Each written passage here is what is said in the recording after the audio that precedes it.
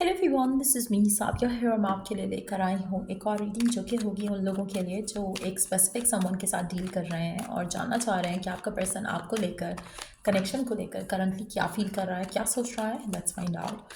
Reading शुरू करने से पहले रिमाइंड करवा दूँ कि ये एक जनरल रीडिंग है। अगर आपको पर्सनलाइज रीडिंग लेनी है तो रीच आउट कर सकते हो। ईमेल आईडी डिस्क्रिप्शन बॉक्स में गिवन है। अच्छा, आप में से काफ़ी सारे लोगों के लिए ऐसा लग रहा है कि जैसे आपके और आपके पार्टनर के दरम्यान में कुछ ना कुछ मसला हुआ है।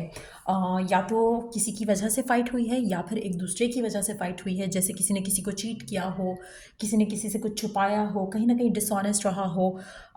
कुछ ऐसी मुश्किलें हुई हैं आपके रिलेशनशिप में जिसकी वजह से आपका रिश्ता जो है करंटली थोड़ा टफ टाइम से गुजर रहा है।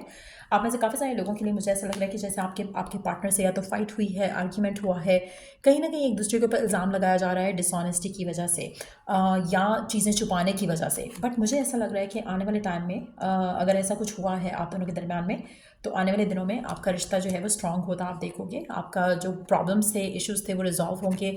अगर पर्सन की तरफ से कुछ हुआ ऐसा मसला जहाँ पर वो आपको ट्रस्ट नहीं कर पाया तो वो सॉरी करेंगे। अगर आपके एंड से ऐसे कुछ मसला हुआ तो भी आप चीज़ों को रिजॉल्व करने की कोशिश पूरी करोगे।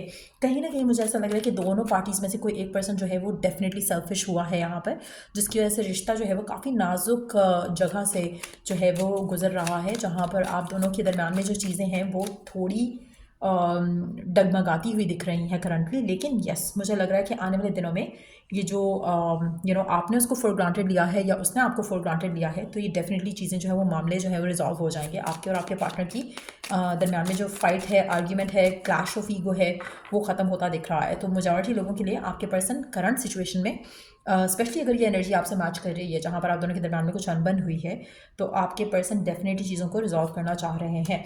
आप में से काफ़ी सारे लोगों के लिए मुझे लग रहा है कि जैसे आपके और आपके पार्टनर के दरम्यान में जो इशू है उसके लिए वो अपोलोजाइज़ करेंगे।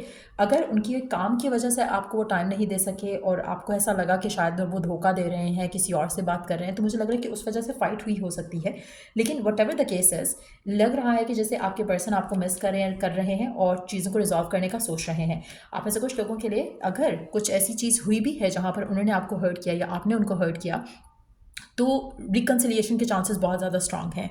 आप में से कुछ लोगों के लिए ऐसा भी लग रहा है कि जैसे आपके पर्सन और आपके दरमियान में किसी और थर्ड पार्टी की वजह से भी कोई इशू हुआ हो सकता है।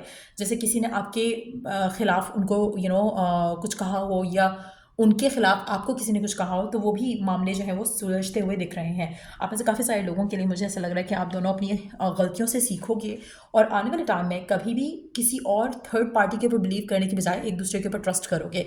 सो कहीं ना कहीं आपके पर्सन डेफिनेटली रिकन्सिलिएशन का सोच रहे हैं, सॉरी करने का सोच रहे हैं, आपको मिस कर रहे हैं, आपके बारे में सोच रहे हैं, इस कनेक्शन के बारे में सोच रहे हैं और जो भी मसले मसाइल हुए थे उनको रिजॉल्व करने का सोच रहे हैं। सो अगर आप ऐसी सिचुएशन में हो जहाँ पर आपके और आपके पार्टनर के दरम्यान में सेम चीज़ें चल रही हैं, तो claim this energy, claim this reconciliation.